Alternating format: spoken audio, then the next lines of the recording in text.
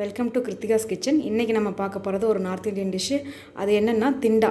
இதுதான் திண்டாக்காய், சின்னதாக இருக்கும் பாருங்கள். இது நார்த் இந்தியாவில் ராஜஸ்தானில் ரொம்ப ஃபேமஸ்ஸு. நம்ம ஊர் பக்கம் இதெல்லாம் அதிகமாக கிடைக்காது. இது நம்ம ஒரு கிரேவி பண்ணிக்கிறோம் இன்றைக்கி அந்த திண்டாவில். எப்படின்னு பார்க்கலாம் வாங்க.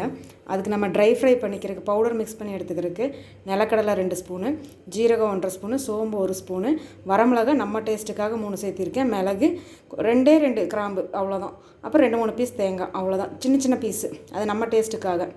அப்புறம் ஆனியன் 10 பல் பூண்டு நறுக்குனது, 1.5 ஸ்பூன் இஞ்சி துருவல், அப்புறம் 2 தக்காளி, 2 பச்சை மிளகா, கொஞ்சம் கருவேப்பிலை தாளிக்கிறதுக்கு அவ்வளோதான். இந்த டிஷ்ஷை எப்படி பண்ணுறதுன்னு பார்க்கலாம் வாங்க.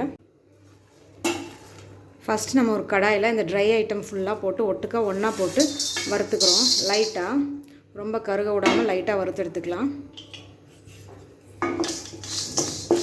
நிலக்கடலை நல்லா பச்சை வாசம் போயிடணும், மற்றதெல்லாம் லைட்டாக ட்ரை ஃப்ரை ஆனால் போதும். ரெடி ஆகிடுச்சு, நம்ம ஆஃப் பண்ணிடலாம். இப்போ நம்ம அந்த வறுத்த மசாலாவை மிக்சியில் போட்டு ட்ரையாக அரைச்சி எடுத்துப்போம். இந்த திண்டாக்காயை மேலேயும் அடியிலையும் காம்பை கட் பண்ணிவிட்டு பீக்கங்காய் சுரண்டுற மாதிரி சுரண்டி வச்சுக்கணும். இது லைட்டாக ஸ்வீட்டான டேஸ்ட்டில் தான் இருக்கும், அதனால தான் நம்ம அதிக காரம் கொடுக்குறோம். ஸ்வீட் டேஸ்ட் வேணுங்கிறவங்க காரத்தை குறைச்சிக்கலாம். இந்த மாதிரி பவுடராக நல்லா அரைச்சி எடுத்துக்கணும். ஒரு கடாயில் நம்ம இப்போ ஆயில் ஊற்றி கிரேவி ரெடி பண்ணிக்குவோம். அப்புறம் திண்டாவை இன்னொரு கடாயில் ரெடி பண்ணிக்கலாம். ஃபஸ்ட்டு எண்ணெய் காஞ்சோடனே நம்ம சாப்பிடு கார்லிக்கை போடலாம். இந்த பூண்டை போட்டுட்டு கூடவே இஞ்சியும் உடனே போட்டுடணும். அதை ரெண்டையும் கொஞ்சம் லைட்டாக கோல்டன் ப்ரௌன் வர மாதிரி வணக்கிக்கிட்டு அப்புறமா ஆனியன் போட்டுக்கலாம். நல்லா வணங்கிருச்சு, நம்ம இப்போ வெங்காயம் போட்டுக்கலாம். இந்த வெங்காயம் போட்டு நல்லா வணங்கிட்டு இருக்கிறக்குள்ளேயே நம்ம அந்த பக்கம் ஸ்டவ்வில் அந்த திண்டாவை ரெடி பண்ணிக்கலாம். வெங்காயம் வணங்கிட்டு இருக்கட்டும். திண்டாவை எப்படி ரெடி பண்ணுறதுன்னு பார்க்கலாம் வாங்க.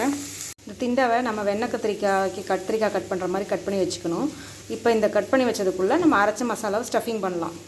வெங்காயம் நல்லா வணங்கிருச்சு, நம்ம தக்காளி ஆட் பண்ணி உப்பு போட்டுக்கலாம். இந்த திண்டா நான் 2 பேருக்கு சாப்பிட்ற அளவுக்கான செய்கிறேன். 4 பீஸ் எடுத்திருக்கேன், 1/4 கிலோ. நிறைய பேர்த்துக்கு அப்படியே மசாலாவை அதிகப்படுத்திக்கலாம். இது வணங்கிட்டு இருக்கட்டும். நம்ம இப்போ திண்டாவை ஃப்ரை பண்ணிக்கலாம். நிறையா ஊற்றிருக்கோம். அந்த திண்டா நல்லா ஃப்ரை ஆகணும், ஆயில் ஃப்ரை ஆகணும், அதுக்காக ஆயில் நிறையா ஊற்றிருக்கோம். இப்போ இந்த திண்டாவை எப்படி ஃப்ரை பண்ணுறதுன்னு பார்க்கலாம். நம்ம கட் பண்ணி வச்ச திண்டாக்குள்ளே மசாலாவை ஸ்டஃப் பண்ணியாச்சு. இது அப்படியே எடுத்து நம்ம ஆயிலில் போடணும். அது அப்படியே ஆயிலில் டீப் ஃப்ரை ஆகணும் பாருங்கள். இது ஸ்வீட்டு காரம் 2 கலந்த ஒரு கிரேவியாக இருக்கும். இப்போ இது 2 பக்கமும் திருப்பி விட்டு நம்ம ஃப்ரை பண்ணிக்கணும்.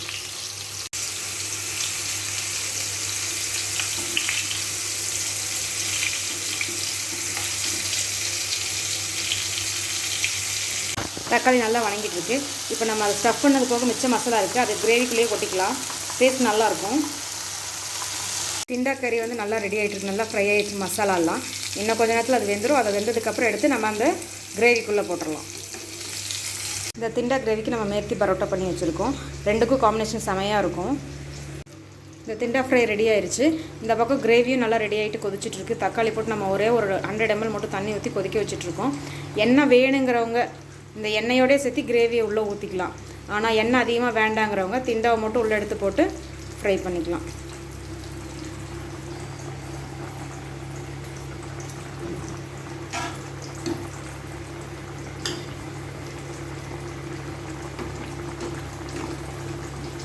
ஒரு 10 நிமிஷம் சிம்மில் கொதிச்சுன்னா திண்டா கிரேவி ரெடி ஆயிரும். உள்ள எண்ணெயை நம்ம வேஸ்ட் பண்ணாமல் ஏதாவது புளிக்குழம்புக்கோ இல்லை ஃப்ரைட் ரைஸ்க்கோ ஊற்றிட்டா செம்ம டேஸ்ட்டாக இருக்கும். அதை நம்ம மிக்ஸ் பண்ணிக்கலாம். இப்போ நம்ம திண்டா கிரேவி ரெடி ஆயிடுச்சு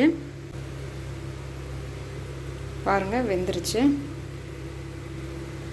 இதுதான் கரெக்டான பக்குவம். இப்போ நம்ம அடுப்பு ஆஃப் பண்ணிடணும்.